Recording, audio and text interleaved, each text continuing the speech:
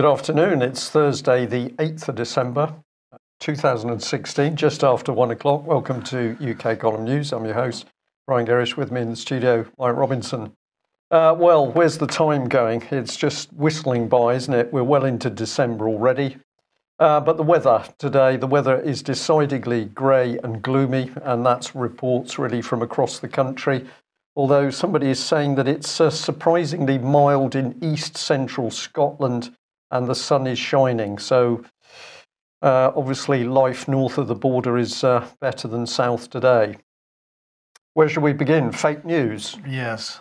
There you go. Well, what better place to go than the Telegraph? And we just thought that this is one of the most emotive, important and disturbing stories that we've seen in some time. The Duchess of Cornwall reveals her grandchildren call her Gaga as she and Prince Charles meet the pop star at the Royal Variety performance. To which we say, who is actually Gaga? Can we believe that it's Prince Charles? Certainly, but apparently it's Camilla.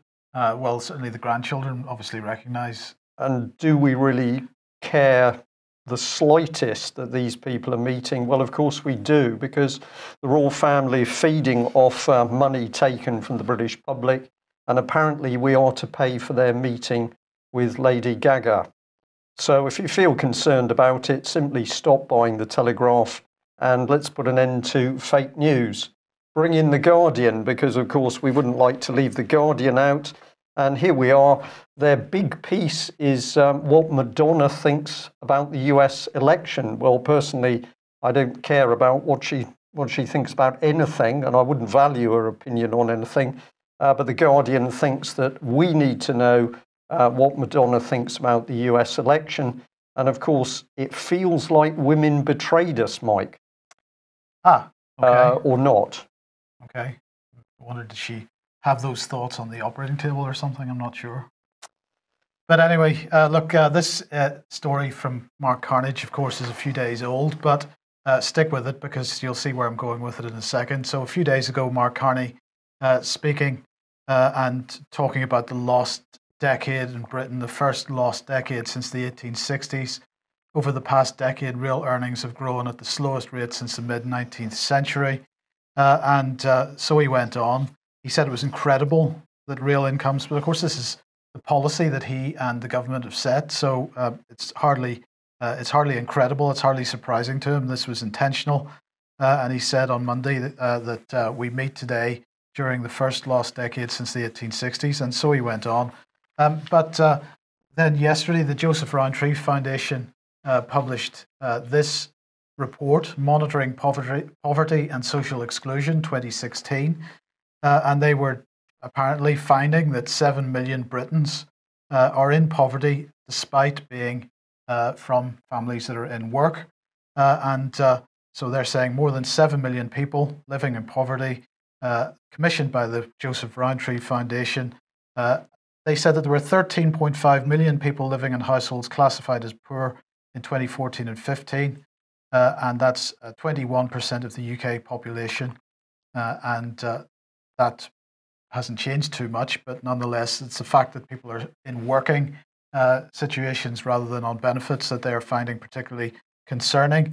Well, maybe this gives us a clue, because this is a subject that I've been covering for such a long time that it's all the focus is on whether people have jobs or not, and there's no care about what kind of jobs they are, whether they're career jobs, whether they're providing people with future, whether they're providing people with a realistic income or not. And so this was the Financial Times yesterday or the day before, talking about UK industrial production suffering the biggest drop since 2012. And of course, they begin this, the first word of this article, Brian, is ouch. So they're saying industrial production in the UK suffered its third consecutive monthly drop in October, falling to its worst rate in more than 4 years. Well, it's hardly surprising because we are decimating manufacturing and high quality jobs in this country and replacing them with low quality jobs. So if Mark Carney is talking about a lost decade, if the Joseph Rowntree Foundation are worried about people in poverty even though they're in work, this is all to do with Mark Carney's policies and subsequently government policies. But it's okay. We don't need to worry, because today the government has published the website for the Northern Powerhouse. Now, when George Osborne was the Chancellor of the Exchequer, he was banging on about the Northern Powerhouse for such a long time. It was his sort of main theme over his period of time, but they have just finally published the website. It went online today. So I thought we would have a look at the promotional video for this, which is spectacular. A couple of minutes. Have a look at this.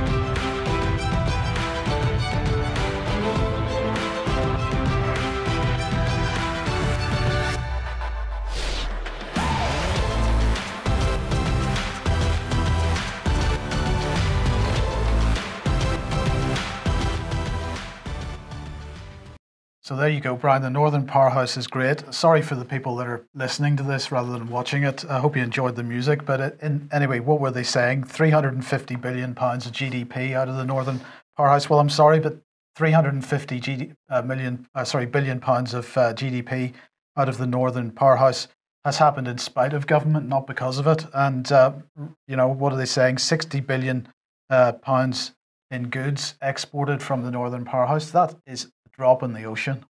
It is pathetic. So government pretending that we're going to invest in that, what can you say?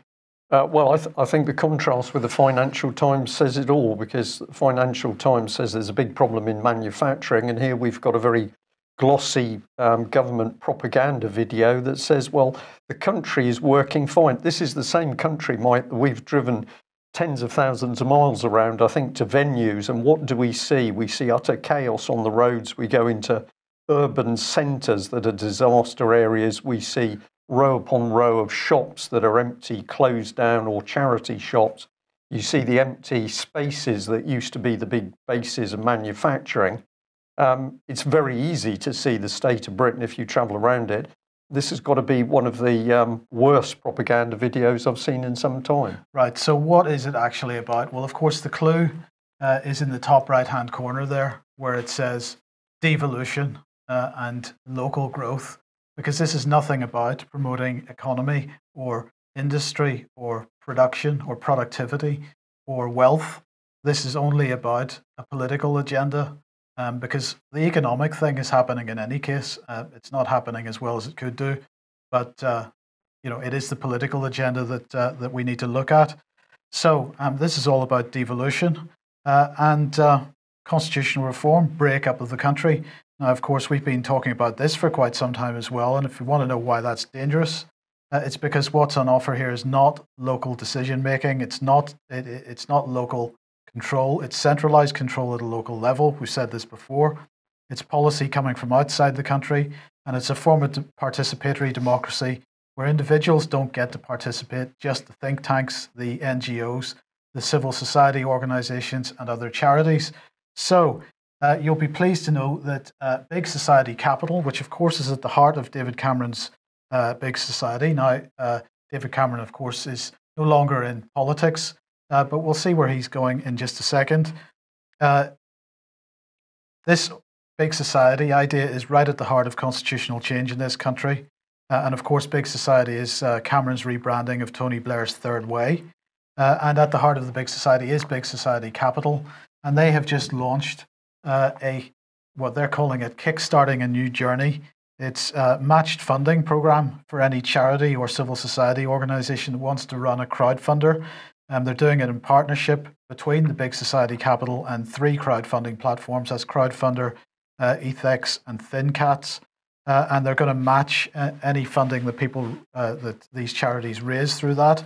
Ben Warren, who's the investment associate at Big Society Capital, said, "We hope this initiative will help charities and social enterprises find routes to investment that could offer better value and engagement from their local communities. We know that donation-based crowdfunding is the fastest growing model of alternative finance in 2015, and we're excited about the potential for this fund to create similar momentum in the social investment sector."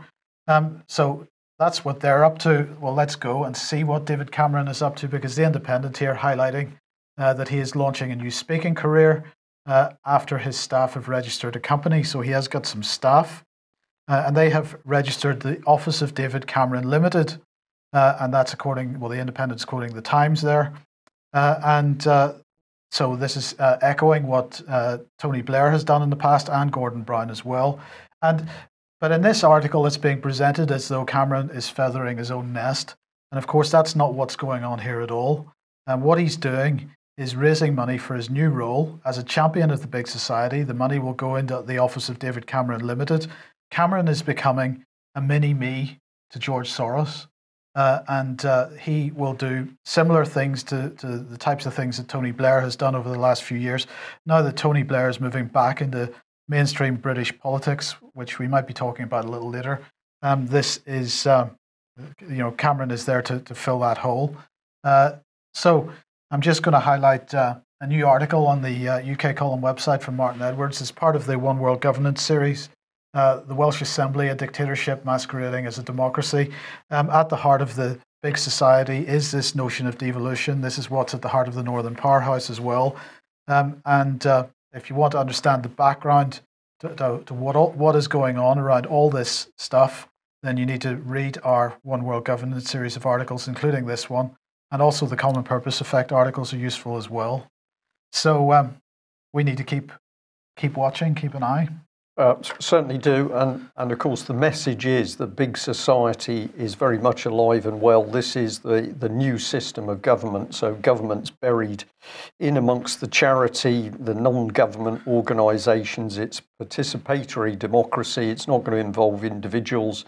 It will be these organisations that are given the supposed right to put across political opinion. All of this has been going on at some speed, and as we move on through the news today, we're going to show you or give you a glimpse into how Theresa May's policy is being put together.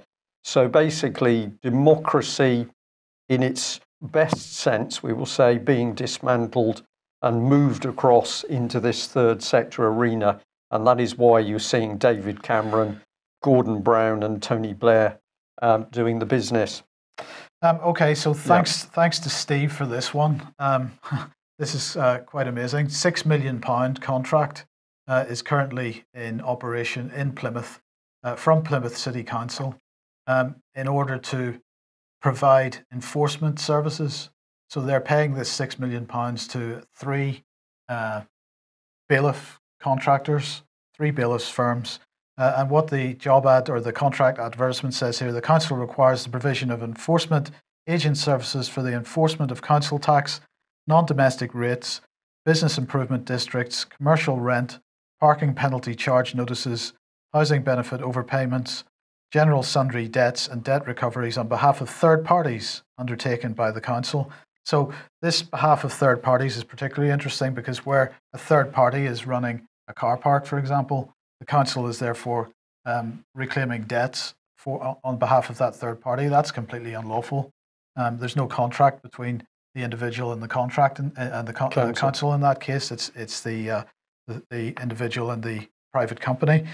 So the council split this into three lots, one for council tax and business rates, one for sundry and housing benefit overpayment debts, and one for and commercial rents, and one for parking services. Now I have to say it's the housing benefit overpayment debts one that really grips me because what do we have here? We have people that are struggling to live in this current economic situation, who are on housing benefit. They're getting some kind of income to cover their rent, and if the council makes a mistake and pays them too much, even though they're actually pretty poor and unable to probably pay that back, they probably spent the money already, they're going to put the bailiffs on them like a bunch of attack dogs.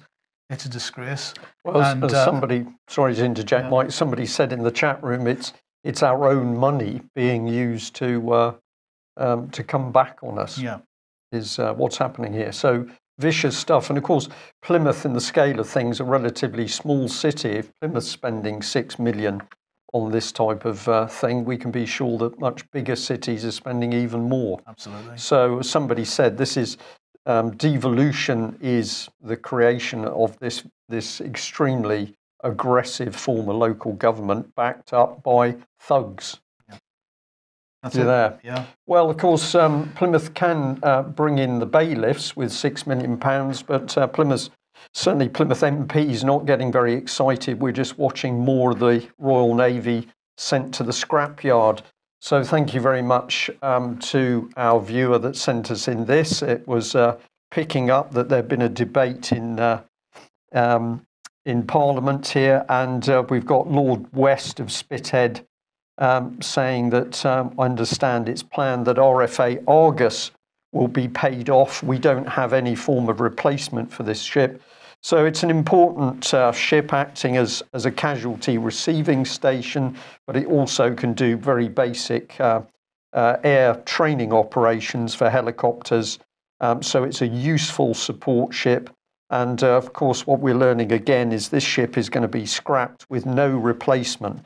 So this is Theresa May and Mr. Fallon continuing Cameron's agenda, which is to cut the military, particularly the Royal Navy, so that we are left begging to be part of the European military machine, which we're now seeing form very quickly. And of course, with the EU military machine comes the procurement system, billions and billions of pounds worth of defence procurement, and that requires the EU Treasury. So the absolute lie from Theresa May and her government at the moment is that there is Brexit, there's no such thing, and we are watching Britain's military subsumed into the EU. Well, if that's happening, what better person than Major General McGowan, Royal Marines? We've been watching this man for some time.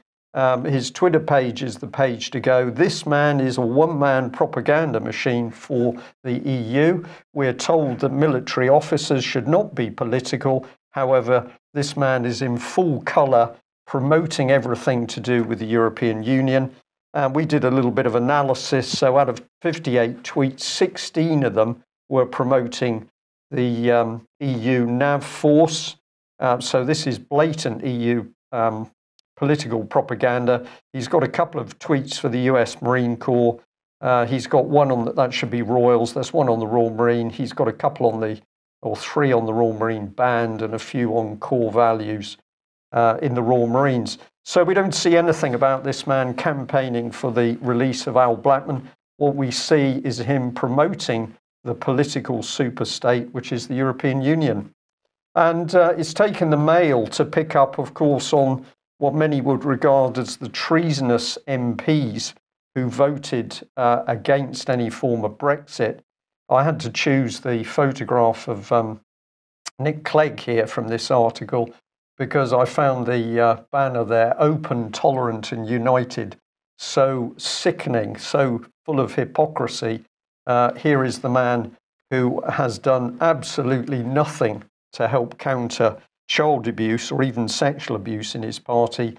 But of course, he's one of the men promoting the European Union. But why wouldn't he? Because, of course, he was one of Leon Britton's EU political boys. So we couldn't put it straighter than that, really. Well, one thing I would say is that the Tory whips clearly had their whips out yesterday because only one Tory MP voted against the motion. Right. Kenneth Clarke. Indeed. Yes. Kenneth Clarke, an MP who could actually do a lot to help Melanie Shaw, who's currently in prison. But Ken Clarke seems very, very reluctant to get involved in anything to do with the child abuse around Beechwood Children's Home, or indeed the other children's homes, which have never been investigated under Nottinghamshire Constabulary Operation Or. I don't know why that would be, but it appears that these MPs are simply reluctant to get involved. Well, we've just mentioned the Daily Mail. Let's mention them again. I regret to say that I'm afraid, I hate to do it, but I have to agree with Dominic Grieve here. I really hate to agree with him on anything. But he's saying Theresa May must disassociate herself from the vitriolic abuse of the judiciary by the Daily Mail.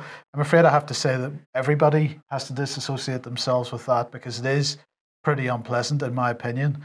It goes beyond simple criticism. There's plenty of evidence for there being, an argument for some of these judges in the Supreme Court to recuse themselves from this case. But that doesn't justify the type of rhetoric that's been pushed out on this issue. So that's all I really wanted to say. I don't know if you've got a view on that one. Well, we know this is a very delicate area. I think we have said, and we've said on many occasions, that it is wrong to brand a single organisation or a single group of people as being bad. It simply does not work. We know that even within the BBC, there are journalists who are aware of what's going on, but of course they can't speak out because they lose their jobs, or they're going to be sat on by the editorial board. So police the same, judges are the same. We need to be accurate in what we're saying about who is doing what and who the real wrongdoers are. But in the meantime, Brian, from the beginning, we said that what would happen following the vote, if the vote had gone the way that we hoped, that there would be a period of simple chaos, argument, and that's exactly what's going on. So Independent here, who have absolutely coming out on the Remain side and propagandizing for it, as far as I can see. But Theresa May won't be getting a red, white and blue Brexit. The EU is firmly in control. And what are they talking about? They're saying that the subheading is the UK misreads the EU mood. It will not be able to work around the European Commission and do side deals with some EU prime ministers. With a crisis in Italy and others looming, Brexit may not be the top of the leaders' agenda. And of course, why should it be? Because we've gone cap in hand to them and said, please let us leave. This is not the approach that should have been taken. This business in the Supreme Court at the moment was engineered by Theresa May as a delaying tactic. If the government wins the appeal in the Supreme Court, it's very likely that it'll be taken to the European Court of Justice. So then it'll go into that legal system for a long time. More delaying tactics. The European Union and the European Commission are in a very strong position to simply delay Brexit. And of course, that's the intention, because while all this delay, obfuscation and argument is going on, institutions like the EU military union, are merging into the European police forces. These agenda items continue in the background. As I say, this is the Independent again. EU judges to decide on UK cases 4 years after Brexit. So this is even if they do invoke Article 50, even if we do get through 2 years of negotiation, even if we do get ratification of that negotiation in Parliament, they're still going to fight in the courts over it for years and years and years. And of course, in the meantime, the Great Repeal Bill simply merges current EU legislation and turns it into what they're describing as UK domestic legislation. So we are absolutely at the end of it in exactly the same position we're in today. Yeah, and I think we have to say that the UK column warned about this many, many months ago, that the thing was going to be a complete fabrication. Yeah. And that is what we're seeing. Well, an interesting report, also the Mail here, but this one is really worth having a read. We've taken some quotes out of it. What they're talking about is the fact that the BBC in particular has turned on anybody who's dared to vote for Brexit, and they're labelling people. So this is part of the quote. But make no mistake, populism is now being used as a sneering, pejorative term to describe the extraordinary social phenomena sweeping both Europe and the US, as millions and millions of people express their anger at the ballot box over the indolence, corruption and complacency of their nation's political elite. Now, that's a pretty hard-hitting statement, Mike, and I think we can say perhaps the author actually believed that when he was talking about corruption in the elite, that was true. We know, of course, that the underlying agenda is to break down Britain as a nation state. So, of course, in pointing a stick at these people and calling them corrupt and criminals, which is the truth, the real agenda is to reduce this country to chaos.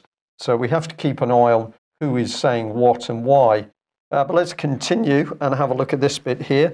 This is why it is so insidious when politicians and media outlets such as the BBC use the word populist with such abandon to smear views with which they disagree. It is a play on language that repeatedly suggests it is the people rather than the political establishment who are wrong. So there's some pretty hot stuff in this article. You'll easily find it if you go looking for it. But fascinating to read somebody who's prepared to write there that we're now being governed by a sneering, corrupt, criminal elite. Truth coming to the surface. Well, I was just going to say, when you listen to the BBC on the television or on the radio, it's absolutely clear that they actually do believe that everybody else is wrong. That yes. This isn't. They're not just presenting a sort of face. I think they believe it. They believe it. Yeah. Yeah. Well, this is because we're dealing with a BBC that's reframed in its widest sense. Yeah. So let's take another jump into Alice in Wonderland, and we better bring on this man, Tony Blair, because he's absolutely on the bandwagon.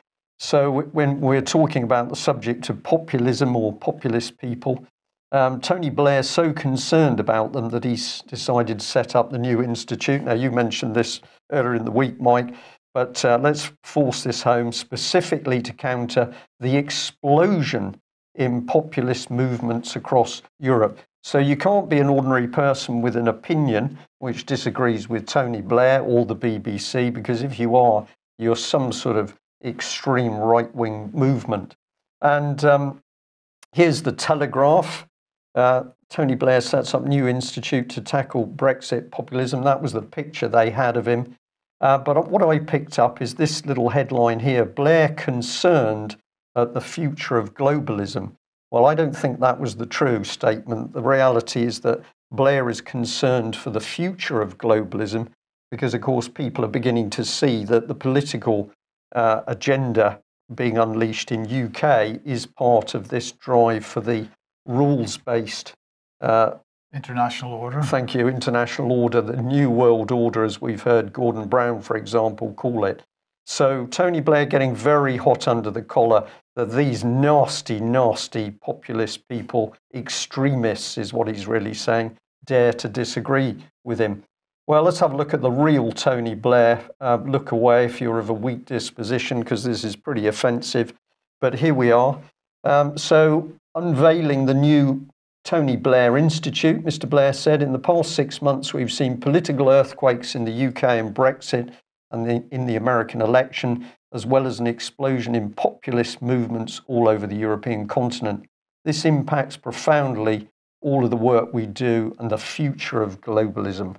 So he's a worried man. Let's have a look at how he presents himself on his website. Well, here we are, the office of Tony Blair, trying to mimic the President of the United States, maybe.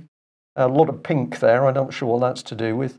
What have we got here? Well, speaking at the No Labels conference in Washington, D.C., Tony Blair has said that to confront the anger, the centre must be strong and muscular and provide answers. So anybody who dares to say they disagree with Tony Blair's policies, an angry, extreme movement populist. And he's got a message, a welcome. Globalization brings each of us closer together, apparently, Mike. Excellent. And it presents new challenges and opportunities that we've never encountered before.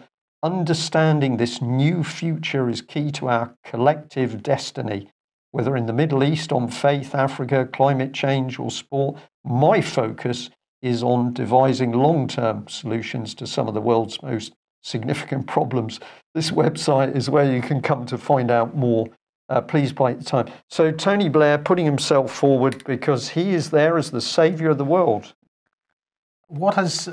It interests me that... I'm smiling at this point because I don't know what else to do. Well, look, what I was going to say is, you listened to Mark Carney's speech from earlier in the week. You listened to some of the things Theresa May said at the City of London speech, the Mansion House speech she gave earlier during November.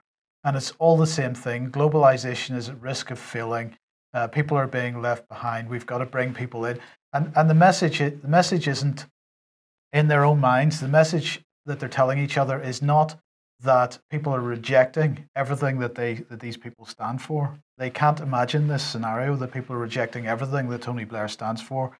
It's only that they haven't thrown enough of the scraps. Don't understand at the dogs. No, they consider the people that are so-called populists. They consider that they've been left behind in some way. They haven't been bribed quite enough. We need to throw some more scraps at them, and they'll come back on board. This is the message that they're sending.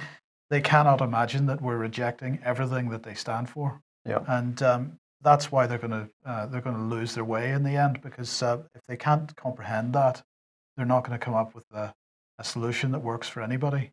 Thank goodness. Yes, indeed. Okay, so Tony Blair, and of course Tony Blair hasn't disappeared from British politics. He's now very much in the background, as Mike said, so he's helping to work the big society agenda. That'll be with the full support of George Soros, Open Society, and the rest of that. But we better take a little look into the cabinet. Now let's bring back in Mr. Letwin. This was Mike's slide of a few months ago when it appeared that Oliver Letwin had been dispatched by Theresa May. And so the original headline was, in fact, from the UK column was bye-bye. But it's bye-bye but not gone, because we've been getting some very interesting information that at one point it appeared that nobody was really running Tory policy. It was like a vacuum and nobody could really pin down where Mr. Letwin was. But we now understand he's very much there in the wings. He's still very much one of the major controlling forces, ex-NM Rothschild man. And of course, he put his name to the book on privatising the world, as you would. But here's the new man who is now fully in the limelight. His name's George Freeman. Not many good pictures of him, actually, so he's a little bit grey there. But he's got the new role as chair of the Prime Minister's Policy Board. And what sort of thing can we expect from him? Well, this is part of his tweets. He's very big on the NHS. We'll come on to that. And here he's tweeted out a bit of history. NHS England has established 13 genomic medicine centres to deliver an end-to-end genomic medicine pathway. Do you get a warm feeling for that, Mike? No. No, right, okay. And then I thought that you might like this one because post-Brexit, he says, we'll need a more global Britain with stronger shared commitment to global trade and a global role. And there's 3 pillars: trade, aid and security. So we can't run the country, we can't run the roads, we can't run the schools or the military, but Tory policy is now about helping to run the world. Yes. So I'm not quite sure how well that would be. Remember that Letwin is lurking there in the shadows, and this gentleman is apparently called High Tech Hezza because he's moved into the old office of Mr. Heseltine, arch Tory. So who is this man? We'll just interject with where some of this aid money is going, and then we'll have a look at Tory policy. Do we know if this policy board is operating within the Cabinet Office? More work to be done on that, actually, right. But we've had some pointers from some very interesting individuals saying time for UK column to look at how the Tory party forms policy. So that's what we're going to do. Okay, well, aid absolutely at one of the legs of the three-legged stool there. And the Times reporting how consultants are taking billions from the foreign aid budget. They're saying that overcharging is rife. And Priti Patel is promising to review all the contracts. I'll believe that when I see it. She's reviewing all foreign aid contracts after an unprecedented analysis of more than 70,000 financial transactions revealed that consultancy spending had doubled to £1 billion a year since 2012. 10 British companies received almost half the funds. And one British think tank quoted £10,306 to write a single blog post. Wish I could get that. And another received £23,000 in taxpayers' money to write a 2-page policy brief. This is good business if you can get it. Brian, half an hour's work and 10 grand. That's not bad. It's about equivalent for the bailiffs, I would think. Well, indeed. Now, Priti Patel's busy as well because not just with this article, but she's also attacking the Commonwealth and Baroness Scotland. And she's concerned about how the Commonwealth is spending money. She's also attacking UNESCO because of how they're spending money. So Baroness Scotland, well, she's in trouble because over the last few weeks, so-called explosive documents have shown that she spent £330,000 renovating her flat in Mayfair of taxpayers' money, as you do. As you do, right? Yeah. And so she was trying to defend that. Now, the Commonwealth Secretariat, it gets £15 million a year, and Priti Patel is saying they're going to get that cut unless they start doing things better. UNESCO gets £4.5 billion a year of taxpayers' money, 38 international institutions that goes through, and so not just the think tanks, but also the Commonwealth and UNESCO are under review at the moment. Okay, just before I bring the next slide up, I just need to do a very quick correction here, and we'll do it live because it makes the news more fun. Well, let's come back to Mr. Freeman. This is one of the things he's been saying. Over the next few months, I'll be working with the Prime Minister and her team, helping set out key areas of the new government programme on the deep economic and social reforms we need to make the economy work for everyone in our society. So if you really read that statement, society is going to be changed to make sure we fit the economic model that they want. So this is about more shelf stackers, more coffee servers. It's certainly not going to be about real skills training and apprenticeships and real jobs and manufacturing.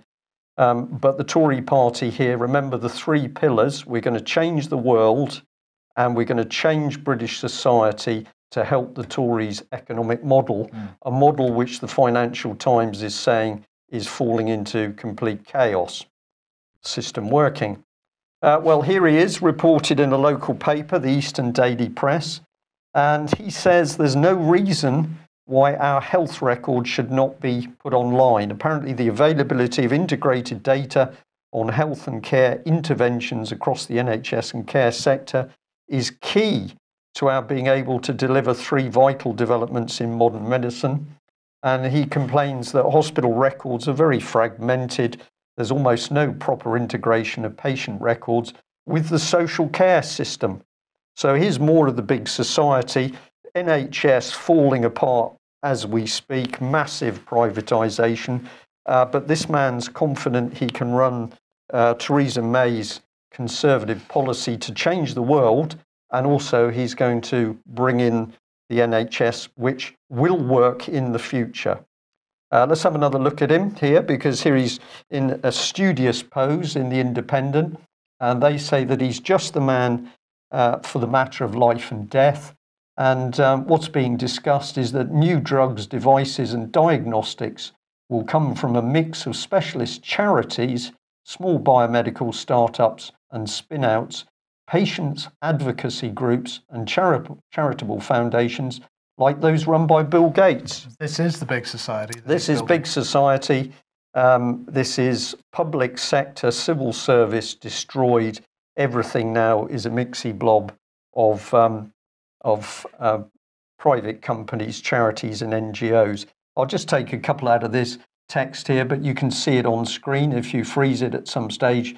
It says, we're just over 9 months till the election. If you strip out recess, I've told the teams we've only a few months to show the importance of this agenda in areas like genomics, early access to medicines and the power of personalised healthcare. And then he says we've got to look at the future of big pharma. We've got to look at the biomedical industry and cutting edge devices, diagnostics and treatments.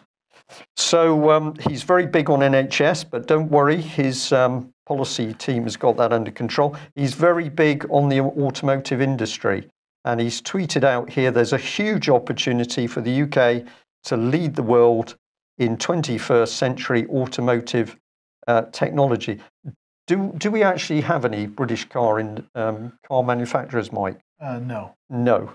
But what we are good at is inventing things and then giving the technology away to all and sundry for a song. Right. So the UK is going to lead the world in automotive, but we don't actually manufacture any cars ourselves. I don't know whether Mr. Freeman knows this. Perhaps somebody could email him and just point out to him that the Tories and Labour have got rid of our car manufacturing industry.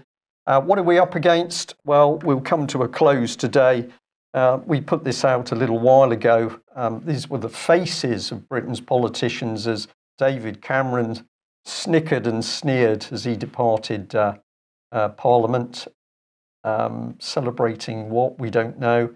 What have they done? Well, aside from destroying this country, of course, many countries across the world have been destroyed. Arrogant, vile individuals. We did a little tweet to say how smug and arrogant they were. But let us remind ourselves that this man is still working at the heart of the Tory party machinery within big society, and he is only interested in creating the party. If we truly want to dominate the political landscape and be the party we could be, the party that we dream of. This is reminiscent of the Third Reich, Mike. Yes. Very dangerous people. Well, that's it. What can we do? We have to continue exposing, speaking out and challenging these people at every single opportunity. So if you're thinking to yourself, what can I do? Everything you do is important, even if it's sending your local MP a challenging email every week. Do it and encourage other people to do something. Sitting and doing nothing is not an option. That's it for today. Thank you very much for joining us. And can I say that we need people to take out donations with UK Column. We need your financial support. If you're not a subscriber, please consider taking one out. And of course, we're very grateful for any donations. And I will also add that Ian Crane has been doing a lot of exceptionally good work over the last year. That's involved a huge amount of travel, which has cost him, of course. And if there's anybody out there that would like to donate to Ian Crane, we're happy to take donations for him. But of course, if you look at the excellent work he's done on fracking, he needs your support to continue going. That's it. Thanks for joining us. We'll be back at the same time tomorrow. Bye-bye. Bye.